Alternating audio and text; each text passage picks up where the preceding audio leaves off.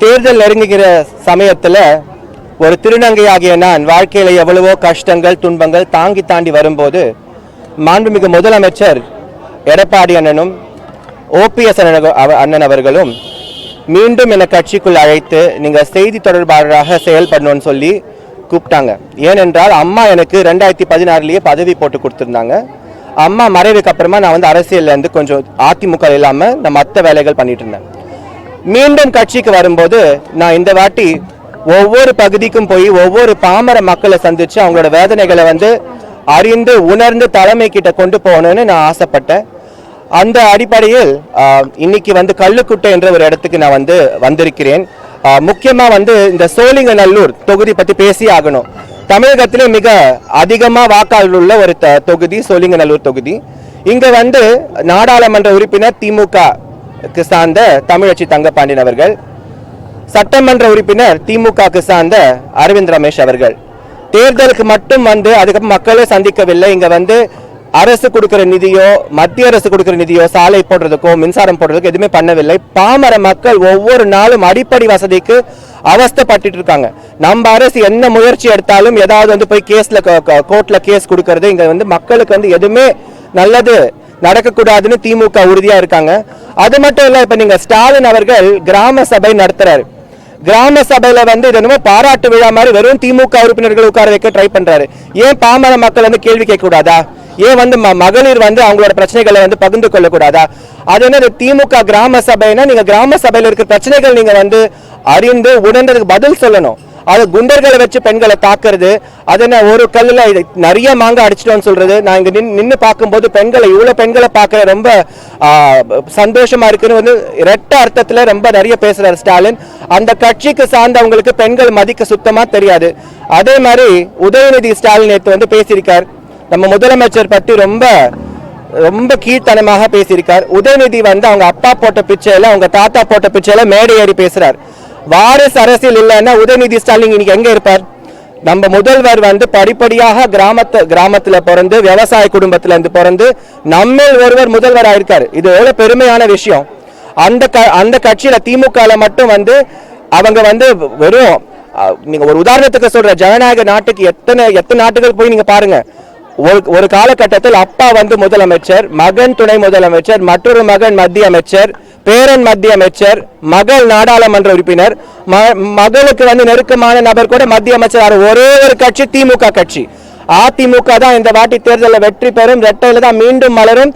அம்மாவோட ஆட்சி தான் மீண்டும் தமிழகத்தில் வரும். உதயநிதி ஸ்டாலின் அவர்கள் வந்து நிச்சயமா எந்த மேடைக்கு போனாலும் எந்த ஊருக்கு போனாலும் மக்கள் சம்பட்டடி கொடுத்து பதில் அடி கொடுப்பாங்க.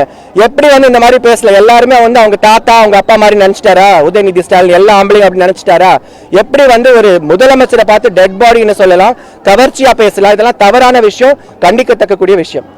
இப்போ 100% இருக்கைகளோட திரையரங்குகள் வந்து ஓபன் பண்றாங்க. இது வந்து பல தரப்புல வந்து எதிர்ப்பு வந்துட்டு இருக்கு. அது எப்படி? இது வந்து நான் விளக்கமா சொல்லிடுறேன்.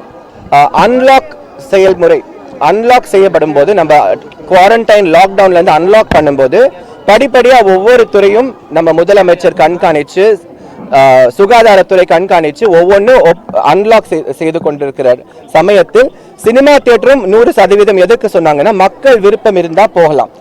நார்மல் டைம்ல கொரோனா இல்லாத டைம்ல கூட 100% வந்து நம்ம போகக்கூடிய பர்மிஷன் இருக்கிற டைம்ல கூட வந்து எப்பவுமே 100% ஃபுல் ஆகாது. என்னைக்குமே ஃபுல் ஷோஹா எந்த ஷோவும் ஓடாது.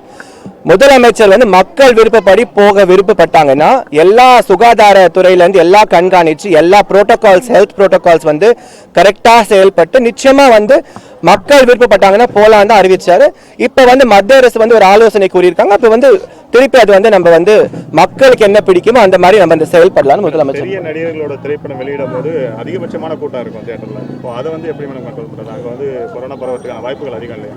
பெரிய நடிகர்களோட படம் ரிலீஸ் ஆகும்போது கூட அப்ப அந்த ஹெல்த் புரோட்டோகால்ஸ் அவங்க சொல்ற அந்த நிறைய விஷயங்கள் கவர்மெண்ட் வந்து அறிக்கை விட்டுருக்காங்க. தியேட்டர்ஸ் வந்து எந்த மாதிரி ஹெல்த் புரோட்டோகால் ஃபாலோ பண்ணுன்ட்டு. அது மட்டும் இல்லாம எப்பவுமே இத்தனை தியேட்டர் இருக்கும்போது எப்பவுமே எல்லா ஷோ வந்து ஃபுல் ஷோவா போகாது. மக்கள் வந்து கொரோனா பத்தி நல்ல தெளிவான மக்கள் தமிழக மக்கள் வந்து எல்லாமே அறிந்து உணர்ந்து முடிவெடுக்கக்கூடிய மக்கள் தமிழக மக்கள். ஸோ அதனால வந்து மக்கள் விருப்பப்படி செயல்பட்டோம் நம்ம முதலமைச்சர் அந்த அறிக்கை கொடுத்திருந்தார். மேடம் இப்போ வந்து பாஜக வேட்பாளர் வந்து பிஜேபி தான் வந்து சொல்லியிருக்காங்க. நாங்கள் வந்து இன்னும் அதிமுக கூட்டணி தான் இருக்கோம் அப்படின்னு சொல்லிட்டு இருக்காங்க. டெல்லி மேலிடம் தான் முடிவு பண்ணோம் அப்படின்னு சொல்றாங்க.